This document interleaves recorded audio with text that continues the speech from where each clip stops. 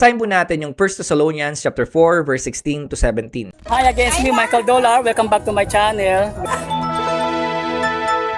Ang sabi po dito, sa araw na iyon ay maririnig ang tinig ng arkanghel at ang tunog ng trompeta ng Diyos. At ang Panginoon mismo ay bababa mula sa langit na sumisigaw.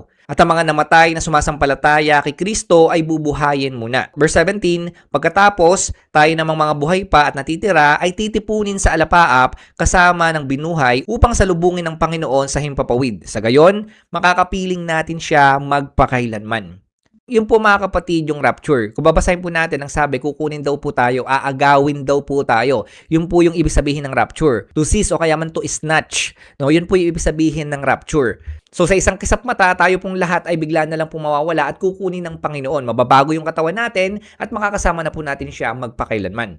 Ang gagawin niya po, iiwas na po tayo sa matinding kapighatian na mararanasan po ng mundo na ito, sa matinding judgment ng Panginoon sa mundo na ito. At yun nga po, ang sabi, magtitipon-tipon tayo sa alapaap at makakasama po natin siya magpakailanman. Yun po yung pag-asa para po sa ating lahat ng mga mananampalataya.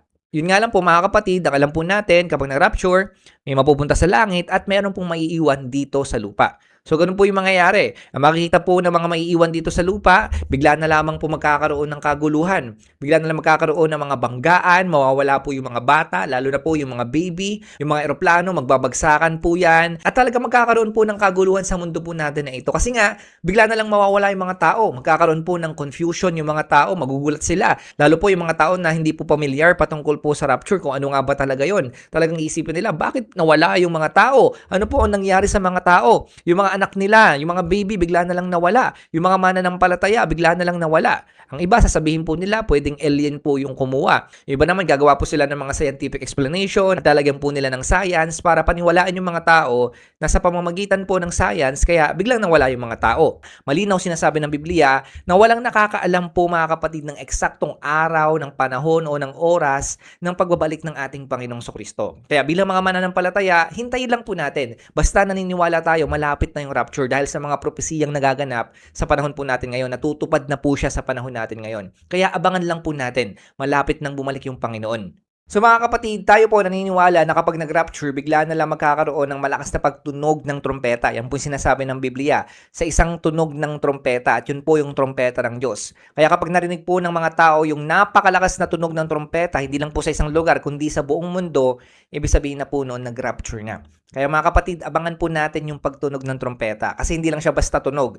Yun po mga kapatid, yung nagsasabi at simbolo na tayo po ay kukunin na ng Panginoon sabay-sabay at magsasama-sama po tayo doon sa alapaap. So sa rapture mga kapatid, iiwan na po natin yung mundo po na ito kasi hindi naman talaga tayo taga rito. Hindi naman po talaga ito yung tunay nating tahanan. Kaya kapag nag-rapture mga kapatid, pupunta lang po tayo sa tunay nating tahanan. Doon po sa piling ng ating Panginoon. At tuloy-tuloy na po yun. Papunta po doon sa bagong langit at bagong lupa. Kaya mga kapatid, napakahalaga po na maging handa po tayo dito. Bagamat alam natin yung rapture, pero ang gawin po natin bilang mga mananampalataya, habang naghihintay tayo, hindi lang po tayo basta mag-abang o maghintay at walang ginagawa.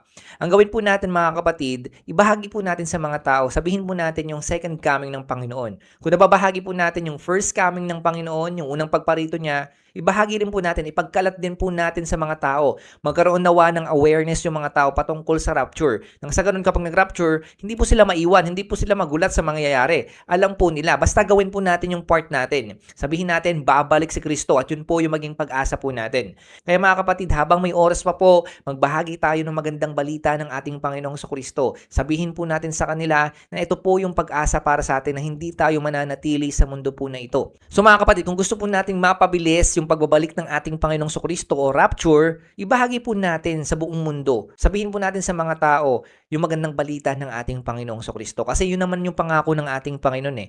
Kapag nabahagi na po yung magandang balita sa buong mundo, saka po siya darating. Then, muli mga kapatid, ang rapture, pag-asa po ito para sa ating mga mananampalataya. Na darating po yung panahon, sabay-sabay tayo pupunta sa langit at magkakaroon po ng reunion sa langit. Yung mga matagal po nating di nakasama, yung matagal na pong nauna na sa Panginoon, makakasama po natin muli sila. At hindi lang po isang araw o dalawang araw o ilang taon.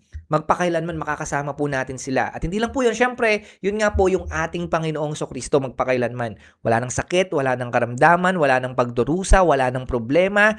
Tanging yung ating Panginoong Kristo na lamang po yung magbibigay ng satisfaction sa atin noon. Wala na po tayong hahanapin pa pagkatapos ng rapture. Kaya mga kapatid, maging ready na po tayo hanggat may oras pa. Manampalataya tayo sa ating Panginoong Kristo, sumunod tayo sa kalooban ng Panginoon. Darating na po siya, sobrang lapit na. Actually mga kapatid, hindi na lang po huling panahon, nasa huling mga oras na po tayo. Oras na lang po mga kapatid ang hinihintay at malapit nang bumalik yung ating Panginoong Kristo. Kaya mga kapatid, maghanda na po tayo. Ibigay na po natin yung buhay natin sa Panginoon dahil darating na po siya. Hi again, it's me Michael Dollar. Welcome back to my channel.